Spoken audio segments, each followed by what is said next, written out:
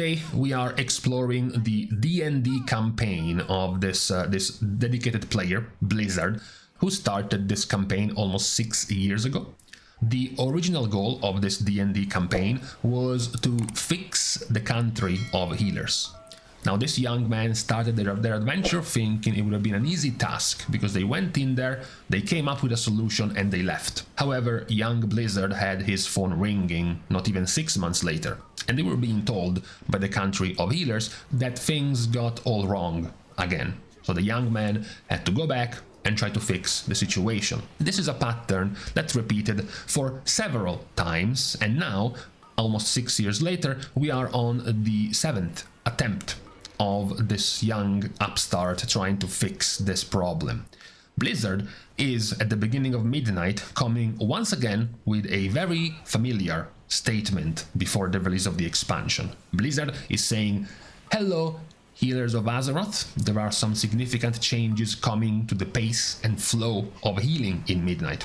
Because in the War Within, healing is generally very fast-paced. Healing spells can rapidly shift your raid from a severely damaged state to nearly full health in a matter of seconds. It is stressful to react to rapidly changing health bars. It's very intimidating for newer healers to grasp what they should be doing at any moment. Healers have too large of a variety of high-power cooldowns that they can rotate throughout an encounter to basically deal with every major damage event in the fight." So they are saying that in Midnight we have made some changes with a goal of slowing down the rate at which you can heal up a party or a raid member.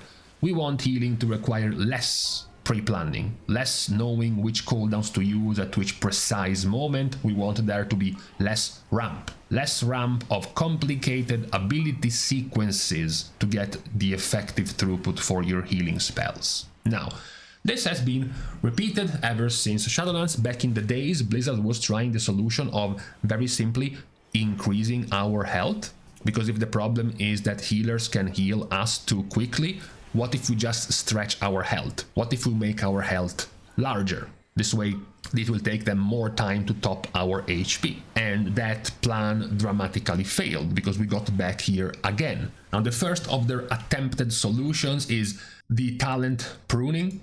Several major healing cooldowns are now mutually exclusive in talent choices or being outright removed.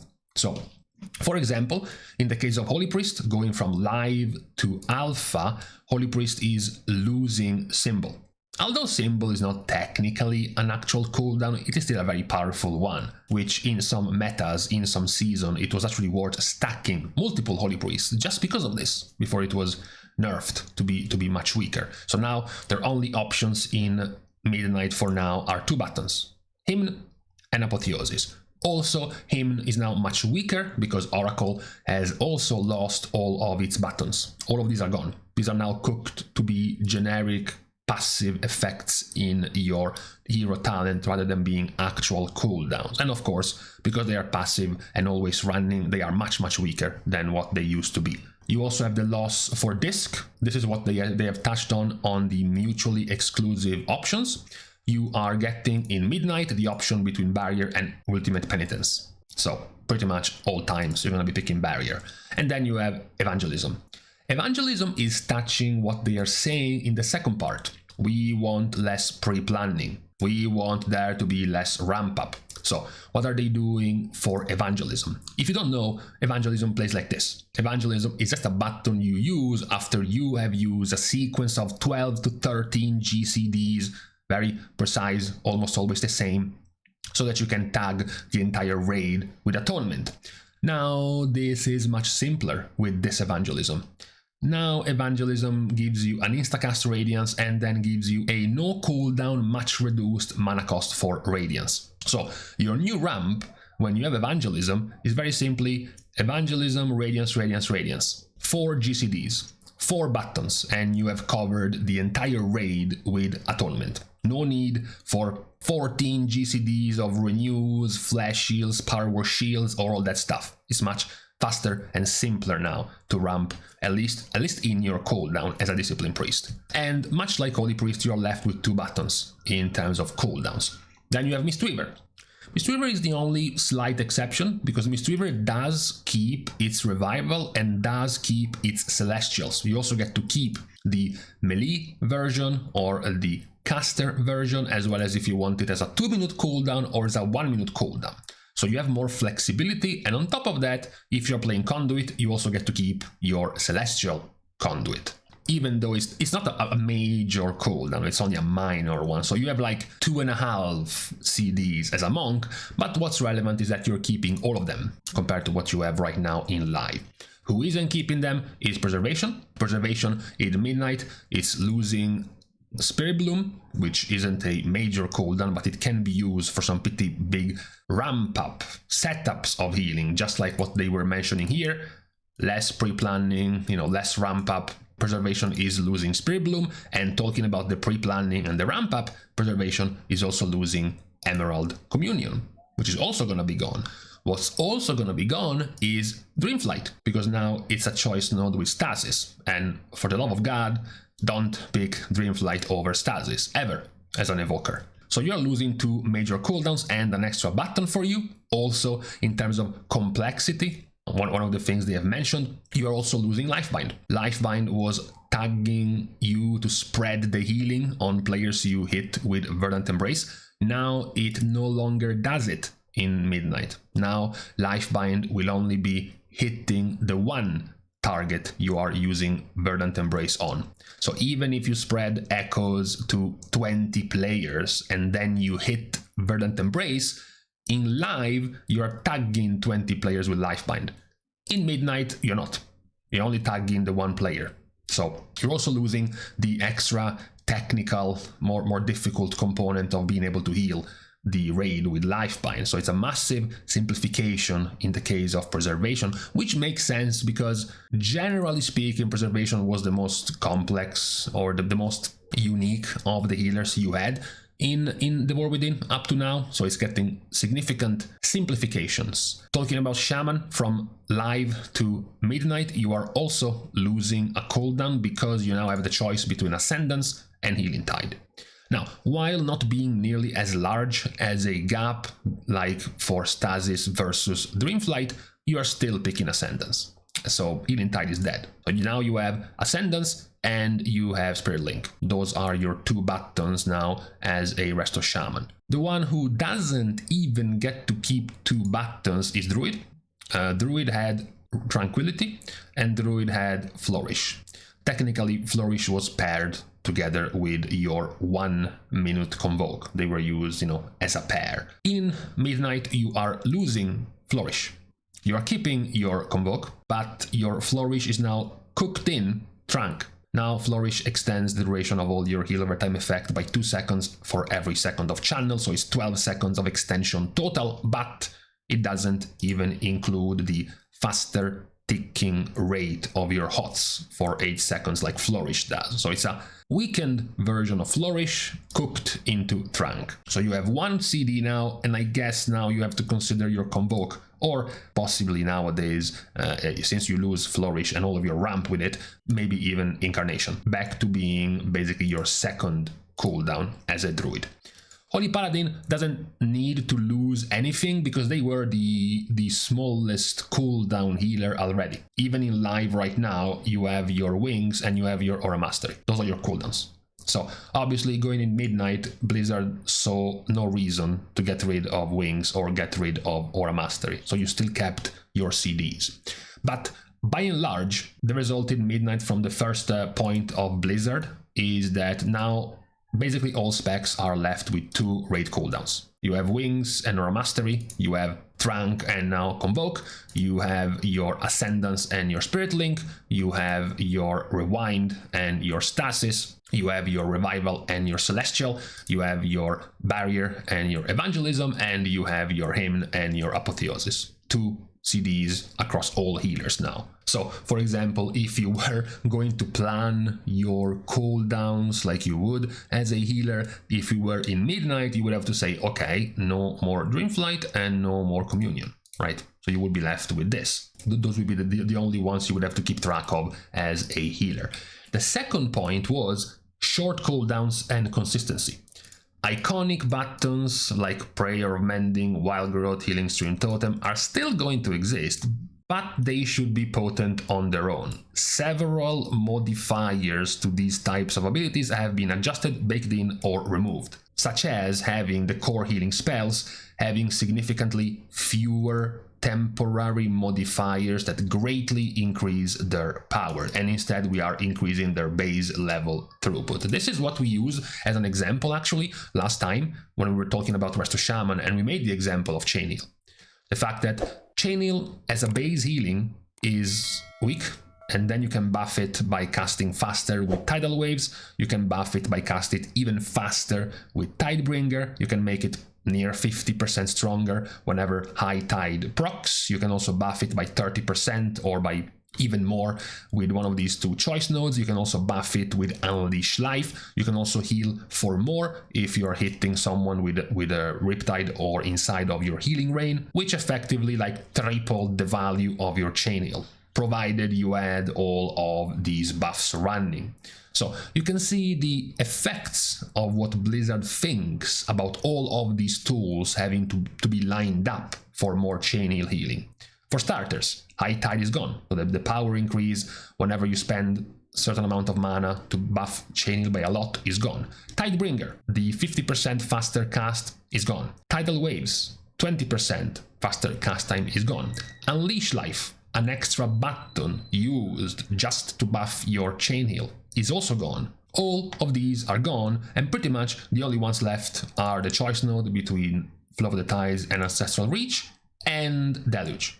Those are the only two remaining, scaling, stacking buffs to your Chain Heal in Midnight. So it's much simpler for you to just press Chain Heal.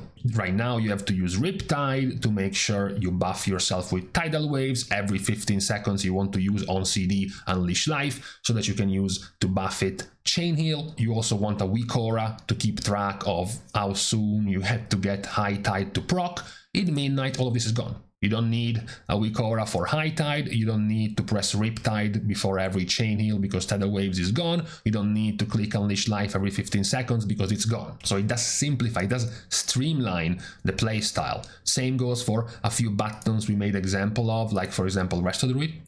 Resto Druid is losing the ability to have a second Life Bloom. So it's one fewer GCDs you get to keep up every 15 seconds more or less with your Life Bloom, which frees up your buttons for doing other things. And then also you are getting the extra quality of life for Efflorescence, which allows you to have Efflorescence be automatically cast on top of the player you're targeting with Life Bloom.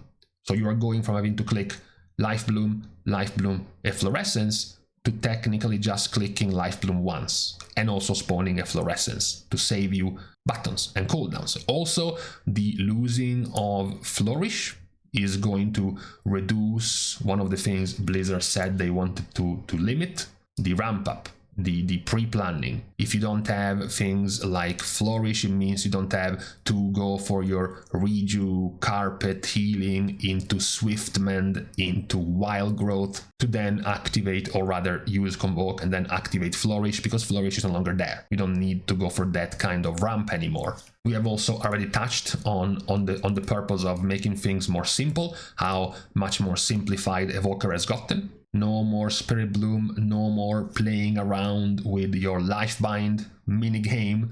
In the case of Evoker, we haven't even mentioned it, but the raid version of Evoker, Flame Shaper, is even losing Engulf. You don't actually get to use Engulf anymore. Now you just automatically, explode your old version of Engulf whenever you use Verdant Embrace or Emerald Blossom. Now it's cooked in, this Engulf and Consume Flame are cooked in you using Verdant Embrace and Emerald Blossom, except now it only heals one player. It's no longer a big AoE button. So you don't have to keep track of your Verdant Embrace and Dream Breath cooldown, so you want to use them based on your charges available of Engulf, so you get to use your AoE. Now that's gone, because this will no longer be the way for you to raid heal in Midnight. So Blizzard's plan, they are cutting down your raid CDs to have only a couple per healer. They are cutting down many of the multiplier and stacking effects you have to keep track of for your abilities, so they are easier and simpler to use, and they are more reactionary without requiring nearly as much pre-planning or requiring nearly as much ramp-up of ability sequences to do effective healing. With their final point being, we want to shift your focus away from rotating through several high power cooldowns to selecting the right spells for the right situations, so that it won't look like this, where the majority of the dangers in the raid are going to be essentially decided not nearly as much by the heal button you're pressing, but by the setup of cooldowns you have, not even just as a single healer in a raid, but rather as a comp, right? Because, for example, you do Dimensius, okay, on Dimensius we are playing with one druid, one evoker, one priest, and one shaman, and that's what you will have to see.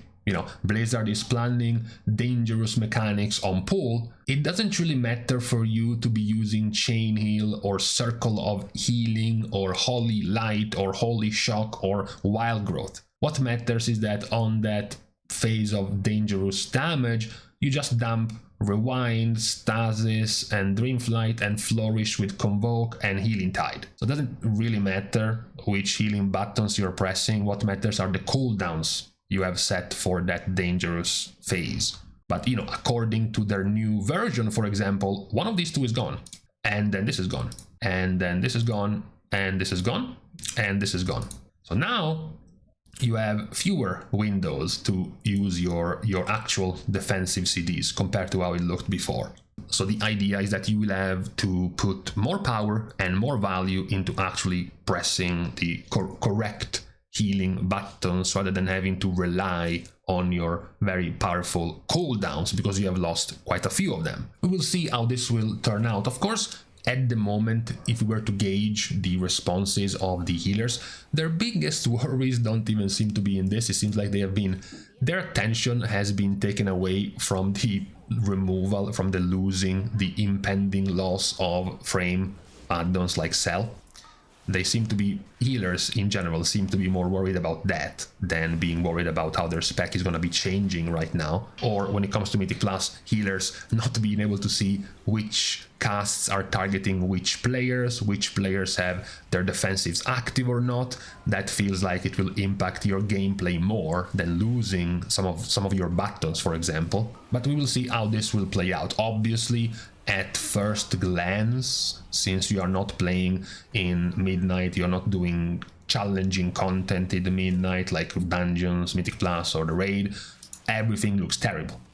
Because you're just being told you're playing the exact same thing you're playing now. You're pretty much just gaining your Apex special talents, and then the rest is just same as before, except you don't have Engulf, you don't have Dreamflight, you don't have Emerald Communion, you don't have Spirit Bloom, and you don't have Lifebind. So obviously it just looks like a much worse pruned and simplified version than what you already have. So we will see how Blizzard will be able to turn this current live version in the edited, pruned, and slimmed down version of the healer in Midnight. Obviously, if they actually manage to be successful with their plans, it might turn out to be a success. If this entire plan of most of the healer power being limited in cooldowns and not really much outside of it, most of the healer power in Mythic Plus becoming more and more affected by the other players' defensives, self-healing, self-sufficiency rather than your power. If that is taken away and you become more active, you have more agency in a key because your heals are more powerful,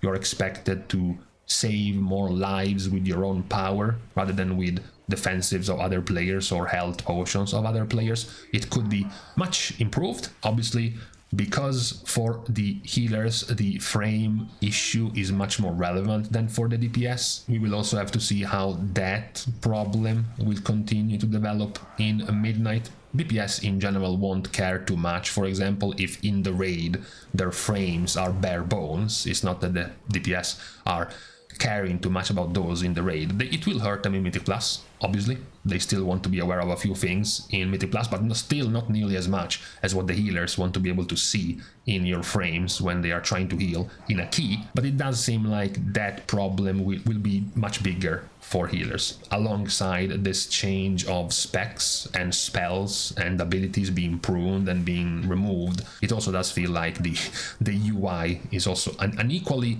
problematic issue for healers. But for now, this is at least the plan Blizzard has for changing healers in the next expansion. We will see, of course, how will this develop. You can't really see much of anything right now in Midnight in the alpha, as long as you don't have the actual challenging content to be trying these changes in. So you'll have to see a few alpha phases from now, when you actually have testable Mythic Plus keys and testable raid bosses, to see how this will impact the playstyle of healers. But for now, at least we have I guess the philosophy, the plan of Blizzard for the next expansion when it comes to healers.